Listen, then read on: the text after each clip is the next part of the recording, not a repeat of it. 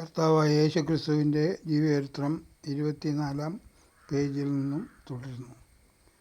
നിങ്ങൾക്ക് എന്ത് കിട്ടും? പാപികളും കുറയാതെ മടക്കി വാങ്ങേണ്ടതിന് പാപികൾക്ക് കടം കൊടുക്കുന്നുവല്ലോ. നിങ്ങളോ ശത്രുക്കളെ സ്നേഹിപ്പീൻ, അവർക്ക് നന്മ ചെയ്യുവീൻ, പകരം ഇച്ഛിക്കാതെ കടം കൊടുപ്പീൻ. എന്തെന്നാൽ നിങ്ങളുടെ പ്രതിഫലം വളരെ ആകും. നിങ്ങൾ അത്യുന്നതൻ്റെ മക്കളാകും. അവൻ നന്ദികെട്ടവരോടും ദുഷ്ടാത്മാവോടും ദയാലുവല്ലോ. അങ്ങനെ നിങ്ങളുടെ പിതാവ് മനസ്സലിവുള്ളവനാകുന്നതുപോലെ നിങ്ങളും മനസ്സലിവുള്ളവനാകുവീൻ.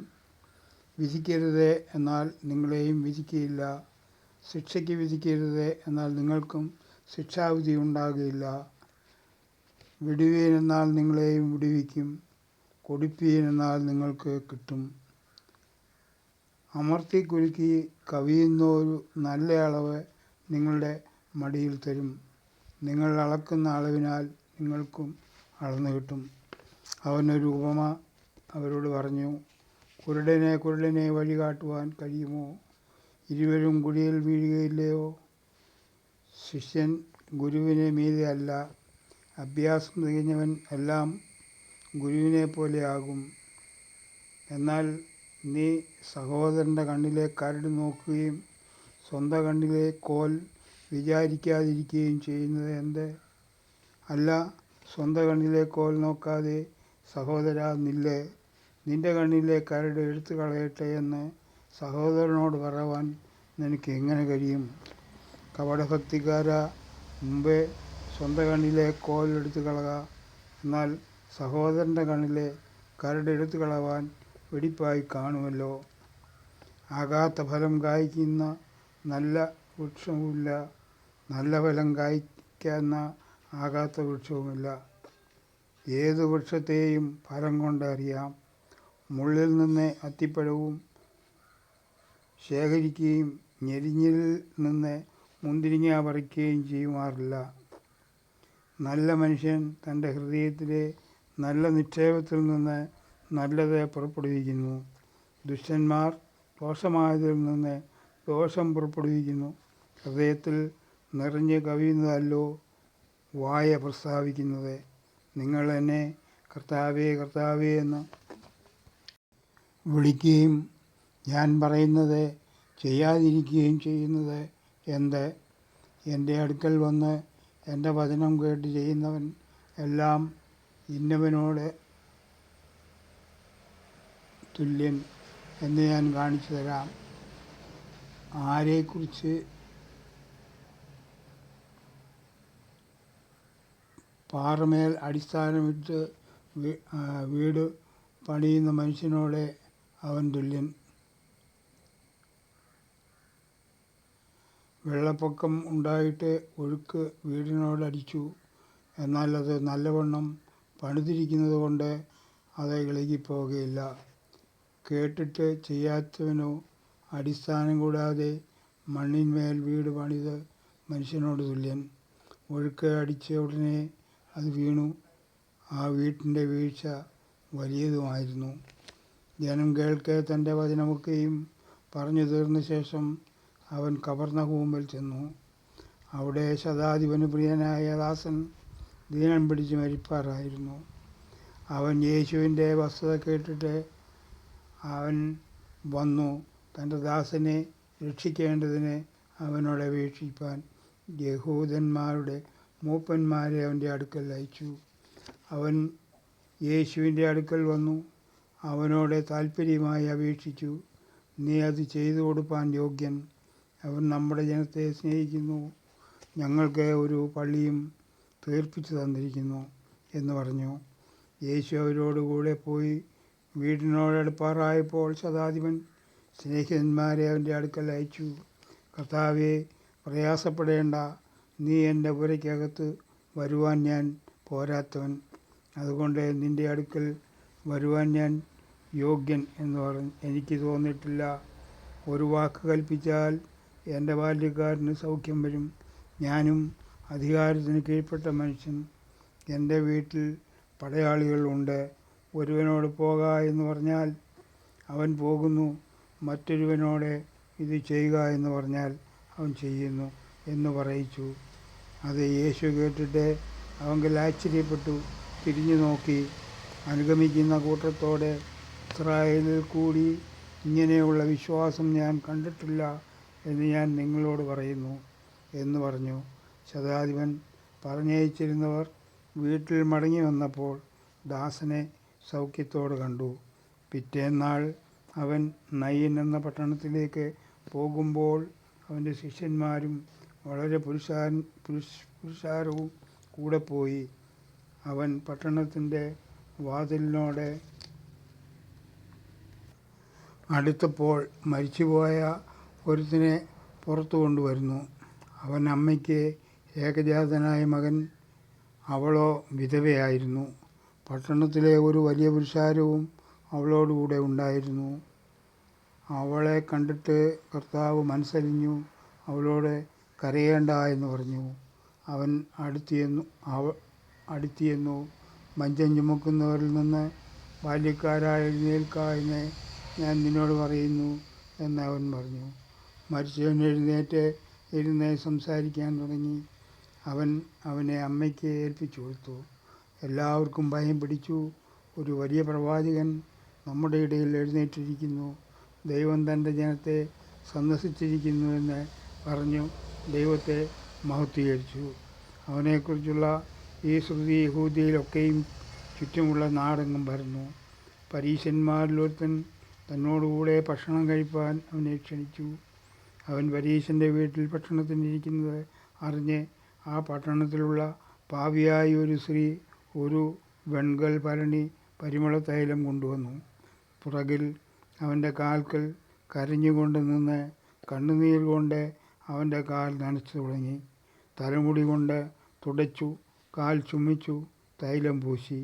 അവനെ ക്ഷണിച്ച പരീശൻ അത് കണ്ടിട്ട്, ഇവൻ പ്രവാചകനായിരുന്നു എങ്കിൽ തന്നെ തൊടുന്ന സ്ത്രീ ആരെന്നും എങ്ങനെയുള്ളവൾ എന്നും അറിയുമായിരുന്നു, അവൾ പാപിയല്ലോ എന്ന് ഉള്ളിൽ പറഞ്ഞു. ശിമോനെ, നിന്നോട് ഒന്ന് പറവാനുണ്ട് എന്ന് യേശു പറഞ്ഞതിന്, ഗുരു പറഞ്ഞാലും എന്ന് അവൻ പറഞ്ഞു.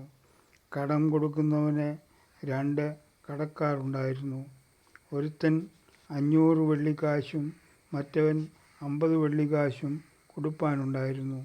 വീട്ടുവാൻ അവർക്ക് വകയില്ലായ്കയാൽ അവൻ ഇരുവർക്കും ഇളച്ചു കൊടുത്തു. എന്നാൽ അവരിൽ ആർ അവനെ അധികം സ്നേഹിക്കും? അധികം ഇളച്ചു കിട്ടിയവൻ എന്ന് ഞാൻ ഊഹിക്കുന്നു എന്ന് ശിമോൻ പറഞ്ഞു. അവൻ അവനോട്, നീ വിധിച്ചത് ശരി എന്ന് പറഞ്ഞു. സ്ത്രീയുടെ നേരെ ശിമോനോട് പറഞ്ഞത്, ഈ സ്ത്രീയെ കാണുന്നുവോ? ഞാൻ നിൻ്റെ വീട്ടിൽ വന്നു, നീ എൻ്റെ കാലിന് വെള്ളം തന്നില്ല. അവളോ കണ്ണുനീർ കൊണ്ട് എൻ്റെ കാൽ നനച്ചു, തലമുടി കൊണ്ട് തുടച്ചു. നീ ചുംബനം തന്നില്ല. ഇവളോ ഞാൻ അകത്തു വന്നത് മുതൽ ഇടവിടാതെ എൻ്റെ കാൽ ചുംബിച്ചു. നീ എൻ്റെ തലയിൽ തൈലം പൂശിയില്ല. ഇവളോ പരിമള തൈലം കൊണ്ട് എൻ്റെ കാൽ പൂശി. ആകയാൽ ഇവളുടെ അനേകമായ പാപങ്ങൾ മോചിച്ച് ഇരിക്കുന്നുവെന്ന് ഞാൻ നിന്നോട് പറയുന്നു. അവൾ വളരെ സ്നേഹിച്ചുവല്ലോ. അല്പം മോചിച്ച് കിട്ടിയവർ അല്പം സ്നേഹിക്കുന്നു. പിന്നെ അവൻ അവളോട്, നിൻ്റെ പാപങ്ങൾ മോചിച്ചു വന്നിരിക്കുന്നുവെന്ന് പറഞ്ഞു. അവനോടുകൂടെ പന്തിയിൽ ഇരിക്കുന്നവർ പാപമോചനവും കൊടുക്കുന്ന ഇവൻ ആരെന്ന് തമ്മിൽ പറഞ്ഞു തുടങ്ങി.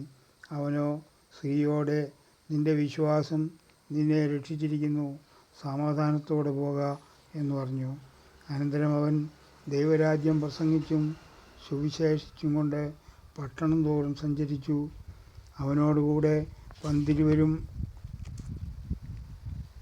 അവൻ ദുരാത്മാക്കളെയും വ്യാധികളെയും നീക്കി സൗഖ്യം വരുത്തിയ ചില സ്ത്രീകളും 7 ഭൂതങ്ങൾ വിട്ടുപോയ മഗ്ദലക്കാരി മറിയയും ഹെരോദാവിൻ്റെ വിചാരകനായ കൂസയുടെ ഭാര്യ യോഹന്നയും ശൂസന്നയും തങ്ങളുടെ വസ്തുക്കൾ കൊണ്ട് അവർക്ക് ശുശ്രൂഷ ചെയ്തു പോന്ന മറ്റു പല സ്ത്രീകളും ഉണ്ടായിരുന്നു.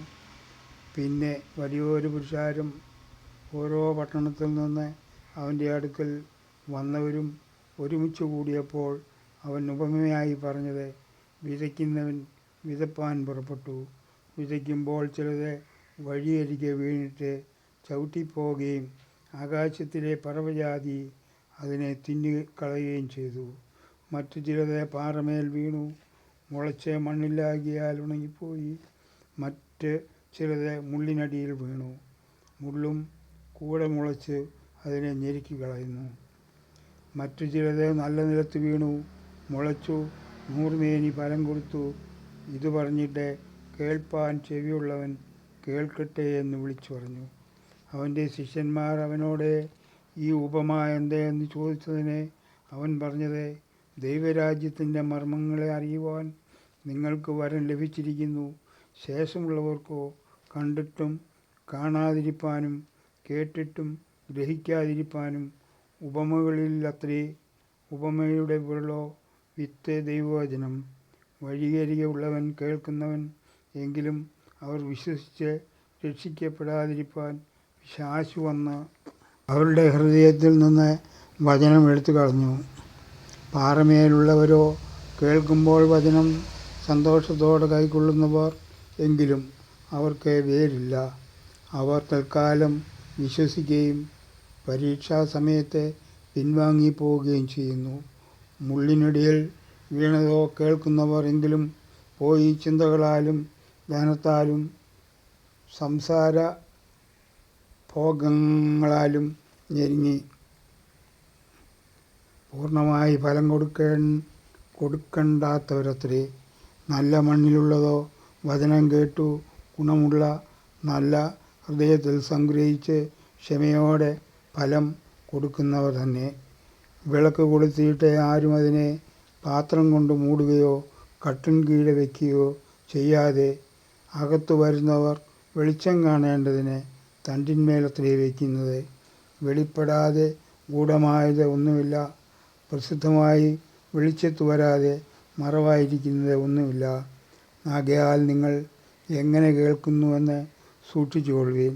ഉള്ളവന് കിട്ടും, ഇല്ലാത്തവനോടോ ഉണ്ട് എന്ന് തോന്നുന്നത് കൂടെ എടുത്തു കളയും. അവൻ്റെ അമ്മയും സഹോദരന്മാരും അവൻ്റെ അടുക്കൽ വന്നു. പുരുഷാരം നിമിത്തം അവനോട് അടുപ്പാൻ കഴിഞ്ഞില്ല. നിൻ്റെ അമ്മയും സഹോദരങ്ങളും നിന്നെ കാണുവാൻ ഇച്ഛിച്ചുകൊണ്ട് പുറത്തു നിൽക്കുന്നുവെന്ന് ചിലർ അവനോട് അറിയിച്ചു. അവരോ, എൻ്റെ അമ്മയും സഹോദരങ്ങളും ദൈവവചനം കേട്ട് ചെയ്യുന്നവരത്രേ എന്നുത്തരം പറഞ്ഞു. ഒരു ദിവസം അവൻ ശിഷ്യന്മാരുമായി പടകിൽ കയറി, നാം തടാകത്തിൻ്റെ അക്കരയ്ക്ക് പോകാം എന്ന് അവരോട് പറഞ്ഞു. അവർ നീക്കി ഓടുമ്പോൾ അവൻ ഉറങ്ങിപ്പോയി. തടാകത്തിൽ ഒരു ചുഴലിക്കാറ്റുണ്ടായി. പടകിൽ വെള്ളം നിറഞ്ഞിട്ട് അവർ പ്രാണഭയത്തിലായി. അടുക്കൽ ചെന്നു, നാഥാ, നാഥാ, ഞങ്ങൾ നശിച്ചു പോകുന്നു എന്ന് പറഞ്ഞു. അവനെ ഉണർത്തി. അവൻ എഴുന്നേറ്റു, കാറ്റിനെയും വെള്ളത്തിൻ്റെ കോപത്തെയും ശാസിച്ചു. അവ അമർന്നു, ശാന്തതയുണ്ടായി. പിന്നെ അവരോട്, നിങ്ങളുടെ വിശ്വാസം എവിടെയെന്ന് പറഞ്ഞു. അവരോ ഭയപ്പെട്ടു. ഇവനാർ, അവൻ കാറ്റിനോടും വെള്ളത്തിനോടും കൽപ്പിക്കുകയും അവ അനുസരിക്കുകയും ചെയ്യുന്നു എന്ന് തമ്മിൽ പറഞ്ഞ് ആശ്ചര്യപ്പെട്ടു.